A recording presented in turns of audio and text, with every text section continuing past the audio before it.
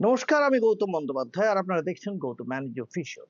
যারা আমার চ্যানেল দেখছেন তাদেরকে আমি আমার অন্তরের কৃতজ্ঞতা জানাচ্ছি। আপনারা যদি শেয়ার করেন, সাবস্ক্রাইব করেন, কমেন্ট করেন, আমি খুব খুশি হব। আরো বেশি খুশি হব যদি আমার ওই নোটিফিকেশন আইকন যেটা আছে, বেলটা আছে, এটা যদি অন করে দেন। ভারত সম্পর্কে বা আমাদের রাজ্য সম্পর্কে অনেক কিছু আমি বলে থাকি। আজ কিন্তু একটা বিশ্ব সম্পর্কে এমন একটা ঘটনার কথা বলছি যার প্রভাব ভারতেও পড়তে চলেছে আগামী দিনে, নিশ্চিত বলা যায়। সেই ঘটনাটা এত বড় মাত্রায়, একটা বৃহৎ মাত্রায় ঘটতে চলেছে, শুরু হয়ে গিয়েছে। আমেরিকা এবং ইরান যুদ্ধ, তার মধ্যে ইসরায়েল জড়িয়ে আছে, সাংঘাতিক ব্যাপার একটা চলছে। তো প্রথমে আসা যাক সেই মহান ব্যক্তির কাছে যিনি বারবার দাবি করে থাকেন ভারত পাক যুদ্ধ নাকি তিনি বন্ধ করে দিয়েছেন, এক তুড়িতে তিনি বন্ধ করে দিয়েছেন। তিনি একদিকে ভারতের প্রধানমন্ত্রী নরেন্দ্র মোদীকে বলেছেন, অন্যদিকে শাহবাজ শরীফকে বলেছেন যে তোমরা যদি যুদ্ধ বন্ধ না করো তাহলে কিন্তু তোমাদের সঙ্গে আমাদের ট্রেড ডিল হবে না। শুধু তাই নয়, বাণিজ্য বন্ধ করে দেবো তোমাদের, মানে কার্যত স্যাংশন করে দেবার হুমকি দিয়েছেন। এবং তার জন্যই নাকি এই যুদ্ধ বন্ধ হয়ে গিয়েছে, নিমেষে বন্ধ হয়ে গিয়েছে। এবং তিনি যতবার বলে চলেছেন, তিনি এই দাবি কমপক্ষে 60 করেছেন, অবশ্য তার বেশিও হতে পারে। তিনি যতবার বলেছেন, আমাদের প্রধানমন্ত্রী ততবার চুপ করে গিয়েছেন, আর যত চুপ করে গিয়েছেন তিনি তত বেশি সোচ্চার হয়েছেন। তিনি হচ্ছেন আমাদের বিশ্বের সর্ববৃহৎ শক্তি, মানে তারা বলে থাকে, যদিও তারা এখন আর সর্ববৃহৎ আছে কিনা আমাদের সন্দেহ আছে, কারণ চীন কিন্তু সমান মাত্রায় এগিয়ে গিয়েছে, সেটা তাদের ভীষণ রকমের একটি চিন্তা। সেই মার্কিন সাম্রাজ্যের অধিপতি মহামতি ডোনাল্ড ট্রাম্প, তিনি শুধু এই কথা বলেননি, তিনি নাকি এইটা বলেছেন যে বিশ্বের তাবড় যুদ্ধ তিনি নাকি তর্জনী হেলনে বন্ধ করে দিয়েছেন। সেই মহামতি ট্রাম্প সাহেব শান্তির দিশারি, তিনি যখন দেখলেন শান্তির কথা বলে কোনো কাজ হচ্ছে না, তখন তিনি আবার মুখোশটা খুলে ফেলেছেন। তিনি ইরানের বিরুদ্ধে ছদ্ম যুদ্ধের জায়গায় প্রকৃত যুদ্ধ শুরু করে দিয়েছেন। ইরানে মিসাইল হানার নির্দেশ দিয়েছেন। মার্কিনী মিসাইল শুধুমাত্র ইরানের সেনা শিবিরে গিয়ে পড়েনি, একদম যাকে বলা হয় সিভিলিয়ান যে সমস্ত জায়গা, সাধারণ নাগরিকদের জায়গায় গিয়ে পড়েছে, স্কুলে গিয়ে পড়েছে। সেখানে প্রথমেই প্রায় 40 জন বালিকা পড়ুয়া তাদের প্রাণ দিয়েছে, তারপরে আরো অনেক, একটা ধ্বংসলীলা। তার চেয়েও বড় কথা, যুদ্ধের ভয়াবহতার প্রতীক হয়ে দেখা দিয়েছে এই মার্কিনী হানা। ইরানও থামেনি, তারপরে তো ইরানও থামেনি, ইরানও তখন বিভিন্ন দেশে, বিশেষ করে গালফ কান্ট্রিতে বিভিন্ন জায়গায় আমেরিকার যত সেনা শিবির আছে সেখানে হানা দিয়েছে। ইসরায়েলেও মিসাইল হানা হয়েছে, এমনকি দুবাইয়ে হামলা হয়েছে, বুর্জ খলিফা খালি করে দেওয়া শুরু হয়েছে। এবার প্রশ্ন হলো, ট্রাম্পের যুদ্ধ কে থামাবে, কে বন্ধ করবে? মোদিজি কি সেই দায়িত্ব নিতে পারবেন? এতদিন তো চুপ করে থেকেছেন সব ব্যাপারে, এই ব্যাপারে কি মুখ খুলবেন? তিনি কি বলবেন না এই যুদ্ধ থামাও, চলবে না? মনে হয় না, কারণ তিনি চুপ। ইসরায়েলের সংবাদ মাধ্যম, সরকারি সংবাদ মাধ্যমে সম্প্রচারিত যে খবর দেখতে পাচ্ছি আমরা, তাতে দেখা যাচ্ছে আমেরিকা এবং ইসরায়েলের যৌথভাবে খামেনেইয়ের বাসভবনে হামলা চালিয়েছে। খামেনেই, আপনারা জানেন খামেনেই সেখানকার সবচেয়ে বড় ধর্মীয় নেতা। খামেনেই এবং দেশের প্রেসিডেন্ট মাসুদ পেজেশকিয়ানকে নিশানা করে হামলা চালানো হয়েছিল সেখানে। আর তারপরেই কৃত্রিম উপগ্রহ থেকে তোলা বিভিন্ন ছবি সামনে আসছে। ইরান যে থামবে না, এই হামলা থেকে পিছবে না এই মুহূর্তে, এটুকু কিন্তু বুঝতে বাকি। আরো বিস্ময় এবং হতাশার বিষয় হলো মার্কিনী হানার সন্ধিক্ষণটি।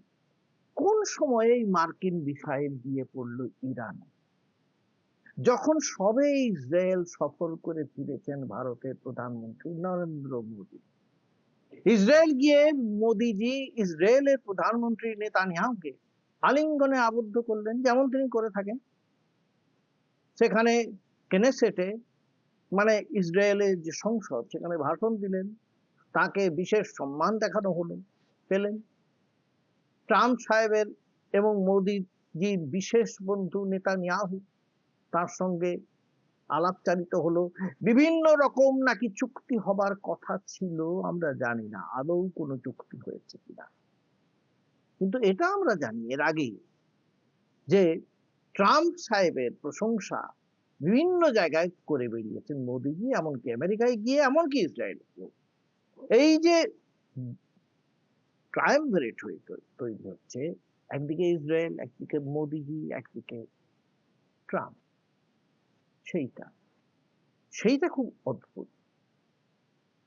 আমরা দেখতে পাচ্ছি ইরানে গিয়ে তিনি অনেক কথা বললেন মোদিজি, কিন্তু গাজায় গণহত্যার বিরুদ্ধে একটি শব্দও খরচ করলেন না। আবার এই যে নেতানিয়াহু যে ইরান বিরোধিতা করে চলেছেন, সে সম্পর্কেও একটি বাক্যও তিনি ব্যয় করেন, উচ্চারণ করেন। তিনি অবশ্য যে ছাটি ঠুকে এমন কথা বলবেন তা আমরা কেউ আশা করিনি। তবে এটাও ঠিক যে বৈদেশিক নীতি এমন বৈপ্লবিক পরিবর্তনও হয়তো অনেকেই আশা করেন। আমাদের বৈদেশিক নীতি কি ছিল আমরা জানি। আমাদের দেশ যেভাবে সারা বিশ্বে বরাবর মাথা উঁচু করে একটা নিরপেক্ষ অবস্থান নিয়ে চলে এসেছিল, তার ব্যতিক্রম হয়ে চলেছে যবে থেকে কেন্দ্রের মোদিজির নেতৃত্বে বিজেপি সরকার এসেছে। শীতল যুদ্ধের সময় মনে করে দেখুন, যে জোট নিরপেক্ষ নীতি নিয়ে ভারত চলেছিল, তা ভারতের অবস্থানকে একটা বিশেষ মাত্রা দিয়েছিল। সারা বিশ্বে ভারত সম্মানিত হয়েছিল এই নিরপেক্ষতার জন্য, তার সাহসের জন্য, এই দৃঢ়তার জন্য। মোদিজির সরকার আসার পর থেকে ক্রমেই ভারত নেহরুর জোট নিরপেক্ষ নীতির বিপরীতে হেঁটেছে। রাশিয়ার সঙ্গে সম্পর্কের সুতো ক্রমেই দুর্বল হয়েছে, কারণ আমেরিকা চায়নি। অন্যদিকে আমেরিকার সঙ্গে সম্পর্ক ক্রমেই খুব দৃঢ় হচ্ছে। ফলত ভারত কার্যত ট্রাম্পের অঙ্গুলি হেলনে রাশিয়ার কাছ থেকে সস্তায় তেল না কিনে আমেরিকা বা ভেনেজুয়েলা থেকে বেশি দামে তেল কিনবে বলেও সম্মত হয়েছে। এটা কি আমাদের সম্মান বাড়িয়েছে? ক্রমে আমেরিকা ভারতের বিশাল বাজার দখল করতে আগ্রাসী হয়ে উঠেছে। আর কি হয়েছে? আমেরিকার সঙ্গে ভাব জমাতে গিয়ে আমেরিকার দোষ ইসরায়েলের প্রতি অতি নরম দৃষ্টি দিয়েছেন, ভালো মানুষের মতো তাকিয়েছেন, মনে করেছেন আমাদের সবচেয়ে বিশেষ বন্ধু হবার মতন দেশ হচ্ছে ইসরায়েল এবং নেতানিয়াহু।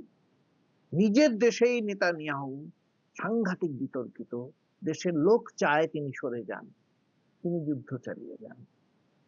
কিন্তু কি হলো এরপরে?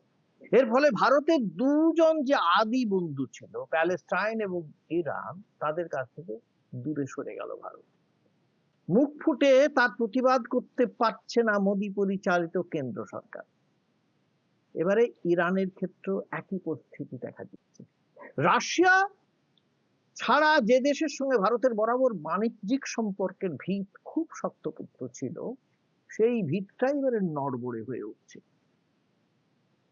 তা যে ভারতের পক্ষে মোটেও ভালো নয়, সে কথাটা বুঝতে অর্থনীতিতে নোবেল পুরস্কার পাওয়ার প্রয়োজন। আমেরিকা যেভাবে তেহরানের বিরুদ্ধে যুদ্ধ শুরু করেছে এবং তারপরে ইরান যে পাল্টা হামলা চালিয়েছে, তা কিন্তু অত্যন্ত দুশ্চিন্তা। রাশিয়া ছাড়া যেসব দেশ ভারতে জ্বালানি তেল সরবরাহ করে থাকে, মানে আমরা যাকে ফিউয়েল বলি, তাদের মধ্যে অগ্রগণ্য হলো ইরান। অত্যধিক ইসরায়েল এবং মার্কিন প্রীতির কারণে এবার ভারত যদি ইরানের চক্ষুশূল হয়ে পড়ে, তা কিন্তু মোটেও ভারতের পক্ষে ভালো হবে না। সবচেয়ে বেশি চিন্তার হলো ইরানের স্ট্রেট অফ হরমুজ বন্ধ করে দেওয়া। এই জলপথের কি সাংঘাতিক গুরুত্ব আমরা সবাই জানি। বিশ্বের বিভিন্ন দেশের কাছে জ্বালানি তেল সরবরাহের জন্য সবচেয়ে গুরুত্বপূর্ণ পথ হচ্ছে এটাই। ইরানের দক্ষিণ উপকূল এবং সংযুক্ত আরব আমিরাত, মানে ইউনাইটেড আরব এমিরেটস, এবং ওমানের উত্তর উপকূলের মাঝে রয়েছে এই জলপথ। পারস্য উপসাগর, পারস্য গালফ, পার্সিয়ান গালফ এবং আরব সাগরকে সংযুক্ত করেছে এই হরমুজ স্ট্রেইট। এই সমুদ্রপথ ধরেই তেল সমৃদ্ধ যে দেশগুলো আছে, যেমন সৌদি আরব আছে, কুয়েত আছে, ইউএই আছে, ইরাক আছে, এই সমস্ত দেশ থেকে বিশ্বের অন্য দেশে, বিশেষত এশিয়ায় জ্বালানি তেল বহনকারী যে সমস্ত জাহাজ, সেগুলো চলাচল করে থাকে। বিশ্বের প্রায় 20% তেল এই পথ দিয়েই সরবরাহ করে হয়ে থাকে। এই অংশটা যে ইরান বন্ধ করে দিয়েছে, এরপরে সেখানে বিঘ্ন ঘটাতে পারে যদি অন্য কেউ সে পথ দিয়ে যেতে চেষ্টা করে। বিভিন্ন ভাবে সমুদ্রের তলায় মাইন রাখা হতে পারে, সঙ্গে সঙ্গে বিস্ফোরণে উড়ে যাবে, জ্বলতে থাকবে আগুন সমুদ্রের মধ্যে, এই চলতে পারে। তখন কিন্তু ভীষণ বিপাকে পড়তে পারে ভারত। আমেরিকার কৃপা প্রার্থী হয়ে থাকা ছাড়া আর কোনো পথ থাকবে না ভারতে, কারণ রাশিয়ার সঙ্গে তেল কেনা বন্ধ হয়ে গিয়েছে। প্রায় প্রায় কেন বলবো, গোটাটাই গিয়েছে। আমেরিকা চায়নি, আমেরিকা বলেছে না, রাশিয়ার সঙ্গে তেল কেনা চলবে না। অতএব তখন ভারতের এই যে জ্বালানি তেল, যা ফিউয়েল আমরা বলি, কোথেকে আসবে তা নিয়ে কি ভাবছেন মোদীজি? ভাবছেন নিশ্চয়ই, কারণ ভাববেন না এ তো হতে পারে না। কিন্তু তিনি একটা জিনিস ভাবেন, যে বন্ধু চেনা বড় কঠিন। তাহলে তিনি কেন ভুলে গেলেন সেই সনাতনী আপ্তবাক্যটি, উৎসবে ব্যাসনে এই বল, দুর্ভিক্ষে রাষ্ট্র বিপ্লবে রাজদ্বারে শ্মশানে ইয়ঃ তিষ্ঠতি স বান্ধবঃ। কোথায়? শুধু রাজদ্বারে নয়, শ্মশানেও যিনি থাকেন তিনি হচ্ছেন প্রকৃত বন্ধু। রাম সাহেব যেভাবে চমকান, যেভাবে ধমকান, তাকে কি পরম বন্ধু বলে বিশ্বাস করা যায়? নিরপেক্ষতার নীতিটা যদি ভারত ধরে রাখতে পারত, তাহলে ভারতের পক্ষে বেশি মঙ্গলকর হতো বলে সবাই মানত। কিন্তু সে কথায় কান দিচ্ছে কি? কান দিচ্ছে কি না? কাজে আগামী দিনে এই যদি জ্বালানি অভাব শুরু হয় ভারতে, তাহলে কিন্তু সমস্ত জিনিসের দাম বাড়বে। একেই তো ইনফ্লেশন, মুদ্রাস্ফীতি আমাদের ভীষণ বেড়েছে, এটা আরো বেড়ে যাবে। কোথায় গিয়ে পৌঁছবে আমরা বুঝতে পারছি না। সেটা কিন্তু খুবই শঙ্কার কারণ হবে। নির্বাচনের নিয়ে যে উত্তাপ আমরা দেখতে পাচ্ছি, বিজেপি যেভাবে লাফাচ্ছে সারা ভারত দখল করবে, তখন কিন্তু তারা আর ভারত দখল করবে না, তখন আমেরিকাই ভারতটা দখল করবে। সবচেয়ে চিন্তার এটা, কিন্তু সেটা আমরা যারা ভারতীয় সেটা কখনোই হতে দিতে পারি না। আশা করা যায় মোদীজি হয়তো সেই কথাটাই ভাবছেন, কিন্তু কাজটা করবেন কি?